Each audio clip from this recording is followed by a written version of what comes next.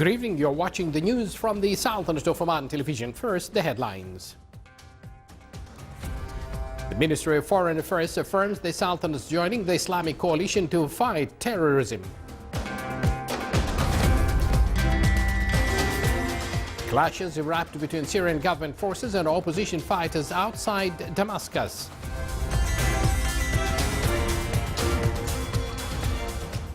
The production quantity of Omani honey this year reached around 600,000 kilograms.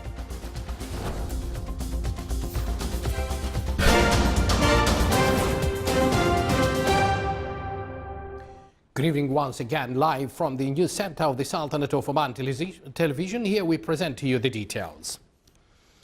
The Ministry of Foreign Affairs affirmed in a statement that the Sultanate joining the Islamic coalition to fight terrorism comes within the common understanding of the Islamic countries and in particular the role of and leadership of the Kingdom of Saudi Arabia.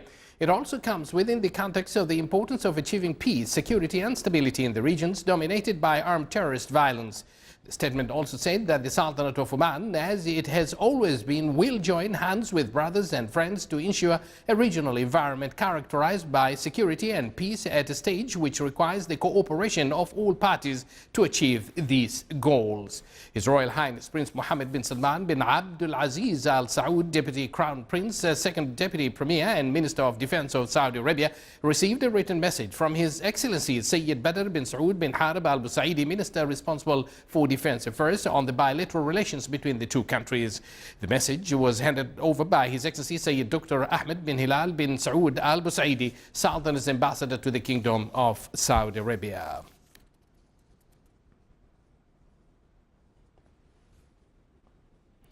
In a phone call during a previous bulletin, His Excellency Yusuf bin Alawi bin Abdullah, Minister responsible for Foreign Affairs, stressed that the Sultanate joining the Islamic coalition to fight terrorism comes within the common understanding of the Islamic countries and the importance to achieve peace, security and stability in the regions dominated by armed terrorist violence.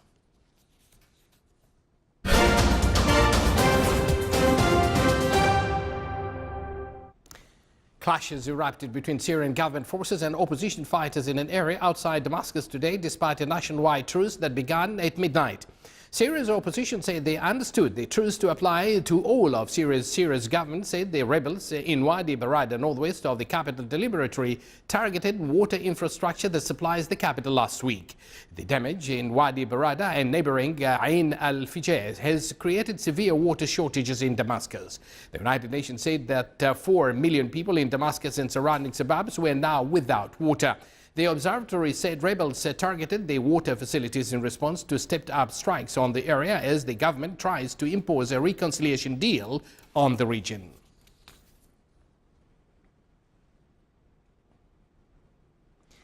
Syrian Foreign Minister Walid al-Muallim, who welcomed the ceasefire agreement, said there is a real chance for a political settlement. In comments made to Syrian television, he said the Syrian government will attend peace talks in Kazakh's capital, Astana, with an open mind, but suggested it would not be willing to compromise on the fate of Syrian President Bashar al-Assad. Al-Muallim said everything is negotiable except national sovereignty and the people's right to choose its leadership. The United Nations Special Envoy for Syria, Staffan de Mistura, welcomed the ceasefire announcement, saying he hopes the agreement will save civilian lives, facilitate the delivery of humanitarian aid and pave the way for productive peace talks.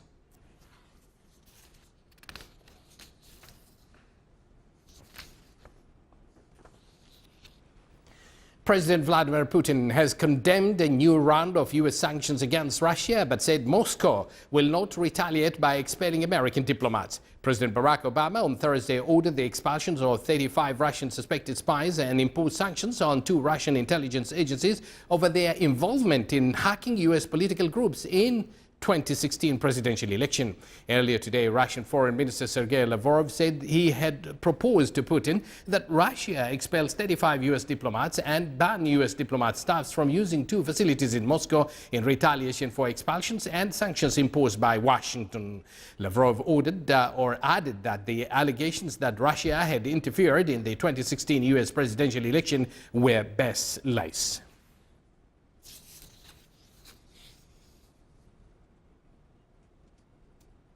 A magnitude 6.2 earthquake today hit a region in the eastern part of Indonesia.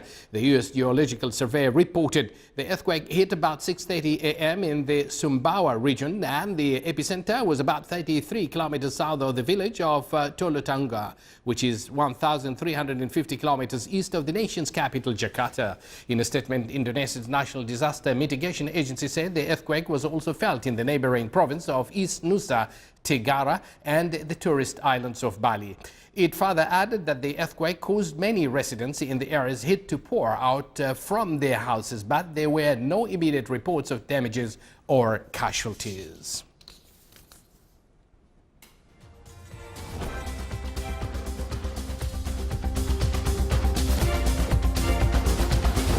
You're watching the Sultanate of Oman television. Still to come in our news bulletin. Madagascar earned a reputation for producing high-quality cocoa on the island nation.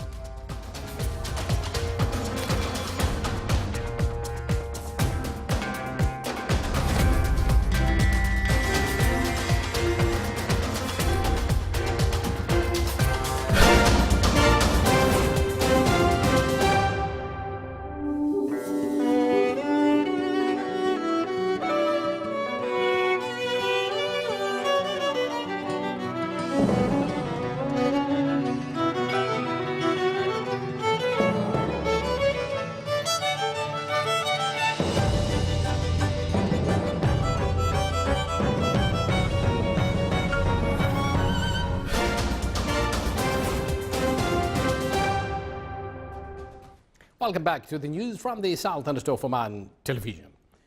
Omani Honey Market Exhibition, in its 7th edition, which was launched in Grand Mall Muscat, revealed an increase in the production quantity of the Omani honey. The quantity of Omani honey this year reached around 600,000 kilograms at a selling cost of 15 million Omani rials, whilst the production quantity in 2015 reached around 400,000 kilograms. More than 70 honey breeders from various governorates of the Sultanate took part in the exhibition to sell various types of the Omani honey, which is known for its high quality. The number of honey breeders in the Sultanate reached this year to 5,000, while in 2015 there were 4,400. In order to increase the production of the Omani honey and maintain its superior quality, the Minister of Agriculture and Fisheries Wealth started to give beehives to the honey breeders. A large number of people visited the Omani Honey Market Exhibition, which will last for another 3 days.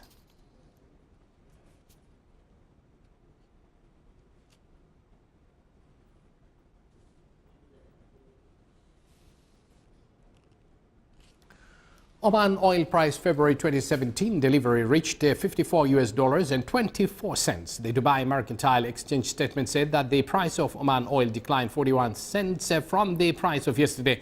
The average price of Oman oil January 2017 delivery has stabilized at $44.54, thus $4.64 per barrel lower than December delivery 2016.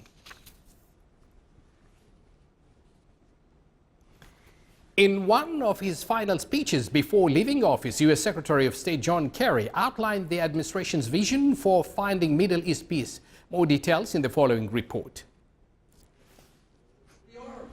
In a speech outlining the administration vision for finding Middle East peace weeks before President-elect Donald Trump takes power, Secretary of State John Kerry rebuked Israel's settlements policy and warned that a two-state solution was in a serious jeopardy. Mr. Kerry's remarks on Wednesday came amid heightened tensions between the U.S. and Israel after the U.S., by refraining from using its veto last week in the United Nations Security Council, allowed a resolution critical of Israeli settlements in the West Bank and East Jerusalem to pass.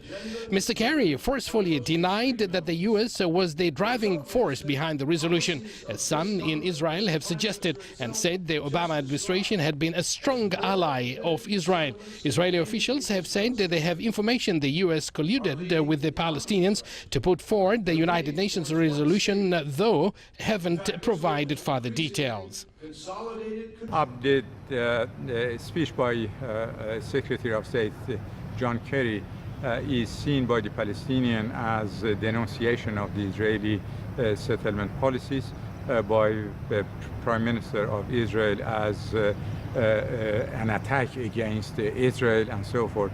From my perspective, the presentation or the speech that Mr. Kerry did was precisely pro-Israeli. It was a speech that goes in the direction of Zionist desire and Zionist plan for a Jewish state in Palestine. If we look at the history of relationship between Israel and the US, all American presidents, when they are in exercise in the White House, without exception, including somebody like Jimmy Carter, who when he left the White House became very critical of the Israeli activities in the Palestinian territories, all of them without exception, they were pro-Israeli for the simple reason that the pro-Israeli lobbies in the US are extremely powerful and they have a lot of leverage. As a political commentator for the Middle East, I can say that I have not seen such an unprecedented step from the US administration. John Kerry's powerful and realistic speech and the UN resolution on freezing Israeli settlement in Palestine will show the way forward to a two-state solution. But again, it all depends on the incoming administration. From this great land of peace lovers, Oman, I sincerely hope that the two-state solution will be a reality soon.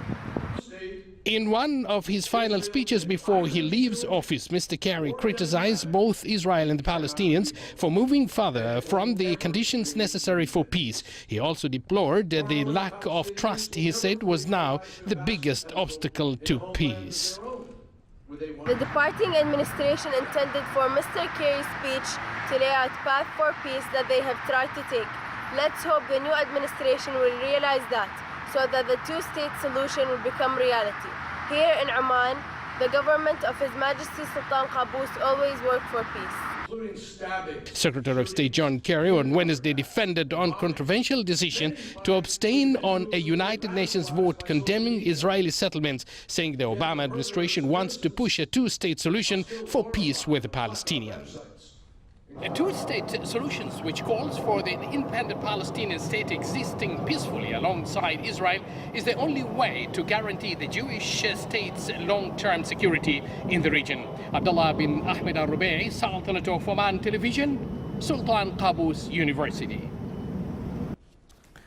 Madagascar produces 7,000 tons of cocoa every year, which is highly sought after for its 100% fine cocoa quality. But although the chocolate produced from the country's cocoa is sold for up to 50 euros, farmers on the island are paid just a fraction of the profits and few get taste of the final products. Here is a report. Some of the world's finest chocolate will be made from these cocoa pods. In Ambanja, in the north of Madagascar, cocoa trees like the Criollo are protected from diseases and mold thanks to the geography and climate of the island. Cyril is very proud of his organic certified hectare. He also grows coffee and vanilla, but cocoa is his prize crop. Cocoa is very profitable, more so than vanilla, because cocoa grows all year round. Life in Ambanja would be very difficult if it wasn't for cocoa. After the harvest, the seeds are collected and sold to big companies via local cooperatives, which turn them into beans through a process of fermentation and drying. The luxury chocolate made in Europe from this cocoa will sell for close to 50 euros a kilo. But Cyril gets just 70 cents per kilo of seeds. Nous sommes toujours exploités par les blancs. We're still exploited by the whites, and we're aware of our fate. The price that collectors pay now, it's not the true price. It's not the right price. The price should be tripled. Then it would be the right price. Le prix doit être triplé. C'est ça le vrai prix. Most of the region's inhabitants work in the fine cocoa business, but they don't have the means to start making chocolate themselves. Even large producers such as Meva export the bulk of their harvest to foreign companies.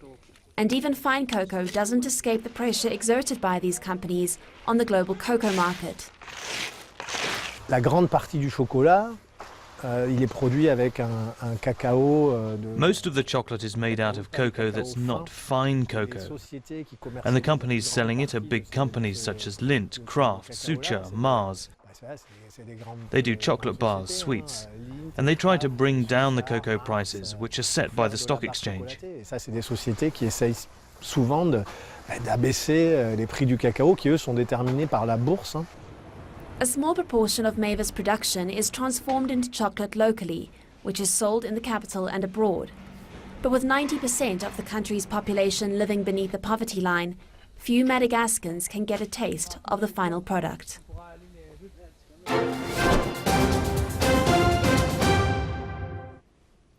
And now for the general weather forecast around the Sultanate. Clear skies will prevail over the most of the governorates, with chances of low clouds and fog early morning and late at night over Al-Wusta, Al-Zahira and Al-Buremi. Winds will be north to northwesterly light to moderate. Seas will be slight with a maximum wave height of 1 meter.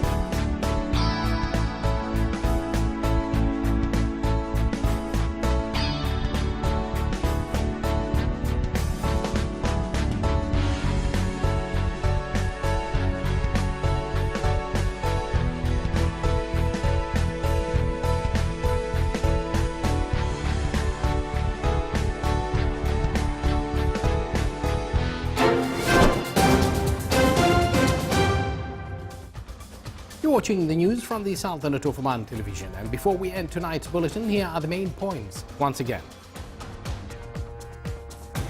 The Ministry of Foreign Affairs affirms the Sultan is joining the Islamic coalition to fight terrorism. Clashes erupt between Syrian government forces and opposition fighters outside Damascus.